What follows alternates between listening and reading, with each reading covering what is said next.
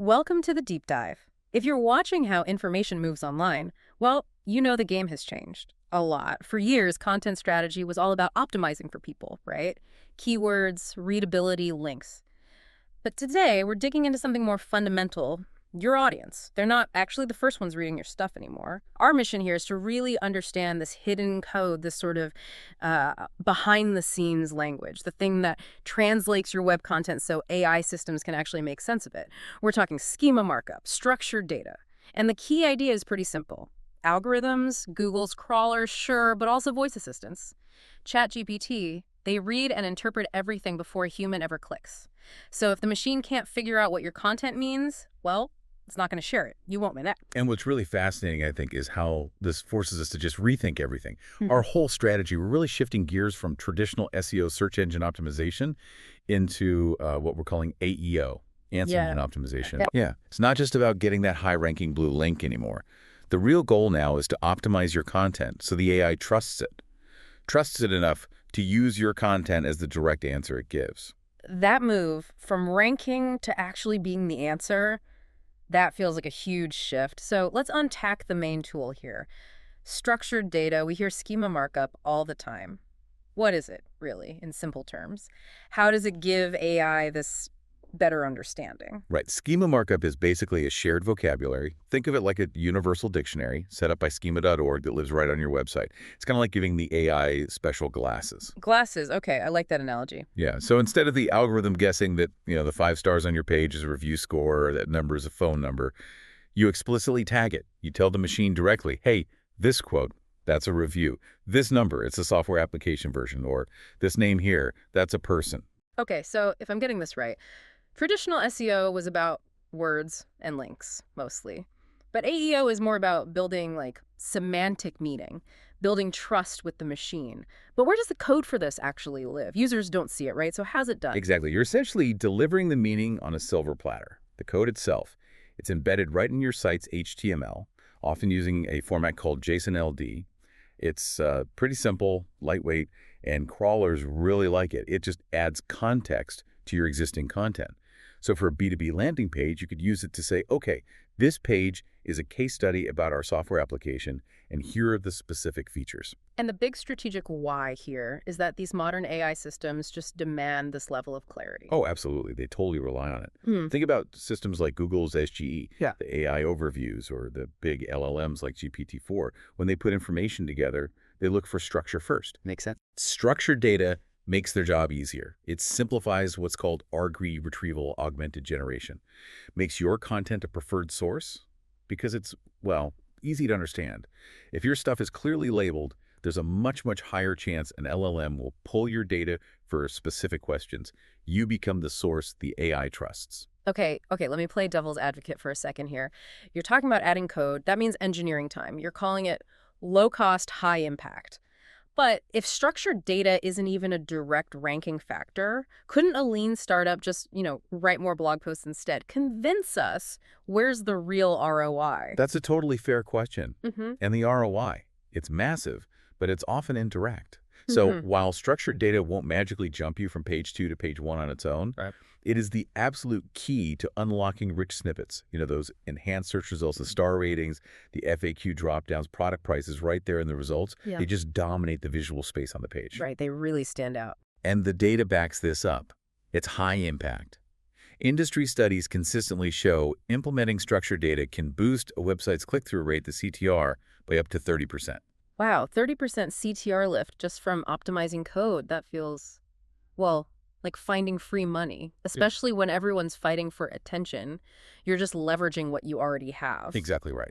And beyond that immediate CTR bump, schema feeds directly into Google's knowledge graph. When you use, say, organization schema, you're basically giving Google's core AI systems, BERT, MUM, RankBrain, all of them, a clear, verified picture of who you are. Defining yourself for the machine. Yes. What your products are, who runs the company. This better machine understanding boosts your credibility, helps you get discovered in more places than just, the standard search results. It sounds like it could also fix that problem of, digital identity mix-ups. You mentioned qualified traffic earlier. How does schema actually help funnel the right users? It cuts down ambiguity. And ambiguity, that costs you marketing dollars. Yeah. Imagine your startup's called Phoenix. Without organization schema, Google might mix you up with the city, the mythical bird. Sports team, yeah, anything. Right. But if you implement organization schema and clearly tag yourself as a software company, boom, you cut through that noise. Google knows to show your site to people looking for business software, not tourists. So maybe you get less overall traffic, but the traffic you do get, it's highly targeted, much higher conversion potential. It's quality over quantity. So schema isn't just about improving today's traffic quality. It's really a strategic play for, well, for what's coming next. If we accept that machines read us first, how does structured data protect against that nightmare scenario, the zero-click search, where users get the answer without ever visiting our site? It helps future-proof you, essentially, because you become a trusted data source for the AI. If an LLM or a Google AI overview can easily pull a precise fact or a stat or a product feature from your structured data, it's way more likely to cite you or incorporate your content into its answer, often with attribution, maybe even a source link. Okay, so you still have visibility. Exactly. Yeah. It maintains your brand presence and authority, even if traffic patterns completely change from the old click the blue link model. You're kind of engineering serendipity, making it easy for the machine to give you credit. All right, we've covered the what and the why. Strategy, strategic need, check. Now let's get into the results, because this can't just be theory. What do the sources say about actual wins? Yeah, we've got some really powerful examples that show this isn't just theoretical, it delivers real ROI. Let's start big picture with Gusto, the payroll and HR software company. Sure, big player, competitive space. Hyper competitive. They needed an edge, so their strategy was this massive rollout of semantic markup. They used web page, product, FAQ page, how-to schema across hundreds and hundreds of their core pages. They basically built a machine-readable knowledge graph for their entire content library. That sounds like a serious investment. What was the actual tangible outcome of making themselves so legible to machines? Well, they saw immediate adoption of rich results, really fast. Their pages started showing up with review snippets, those prominent FAQ dropdowns, enhanced how-to guides right there on the search results page. Wow. And this led to verified significant jumps in both impressions and clicks, drove more qualified leads in a really crowded market. Gusto's own SEO manager called this approach key to, quote, future-proofing them for this next wave of AI search. They invested to stay ahead. Okay, that's the big company, resource-heavy example, but I always love an asymmetrical bet. Tell us about the seed stage SaaS company, the one that got a huge organic boost without writing a single new word. Ah, yes. This is the perfect example of leveraging what you already have. So this seed stage B2B SaaS business, they had about 11,120 knowledge base and Q&A pages just sitting there. Good content, but basically invisible to search engines. Just languishing. Exactly. Their only move was implementing FAQ page schema across all those pages. That's it. The results. Dramatic and almost instant. Within just a few weeks, their domain started getting over 6,000 additional organic visits every single month. 6,000? 6,000. Impressions went through the roof. And maybe most importantly, the average click-through rate on those pages that nobody saw before, it jumped to 1.5%. Wow. That's pure gain, achieved just through technical optimization.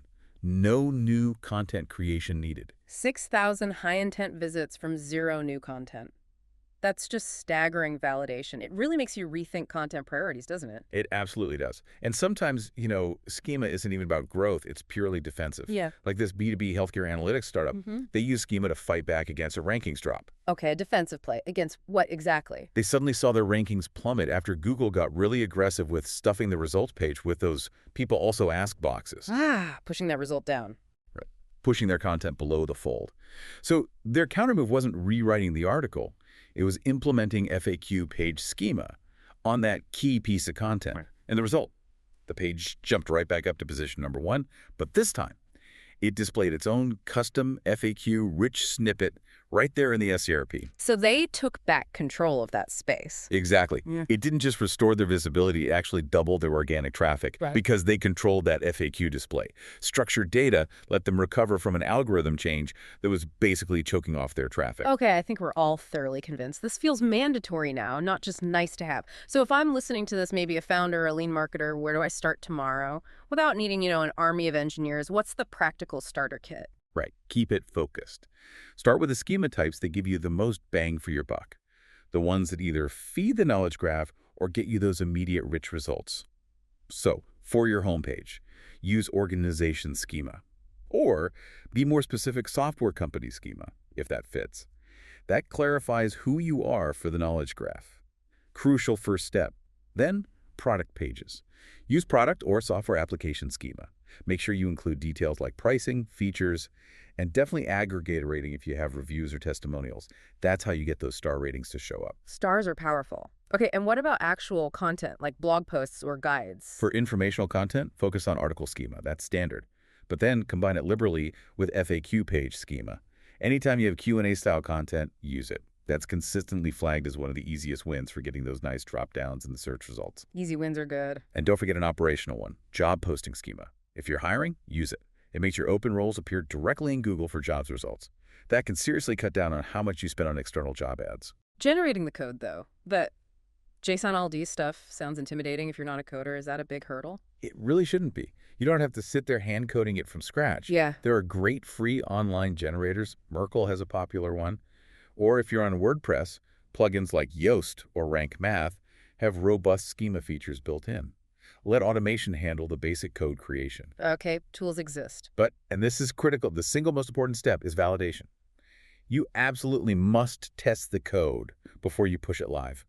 Use Google's own tools, the rich results test, and the Schema Markup validator. Check your work. Exactly. Make sure it's error-free. And, crucially, confirm that Google actually recognizes it and says, yes, this page is eligible for rich results.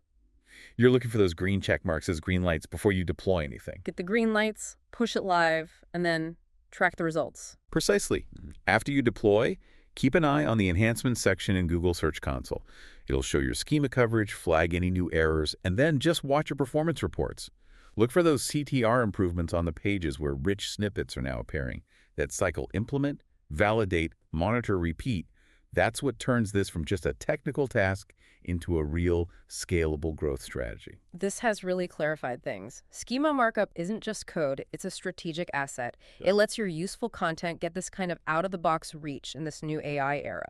It really is about engineering serendipity, like you said, making it super easy for algorithms to connect the specific value you offer with the person who needs that exact answer. Yeah, the key takeaway is pretty straightforward. Machine readability is the new foundation for discoverability. And since algorithms often get the first look, the first say, in what information users actually see, they're the new gatekeepers. So here's maybe a final thought for you to chew on.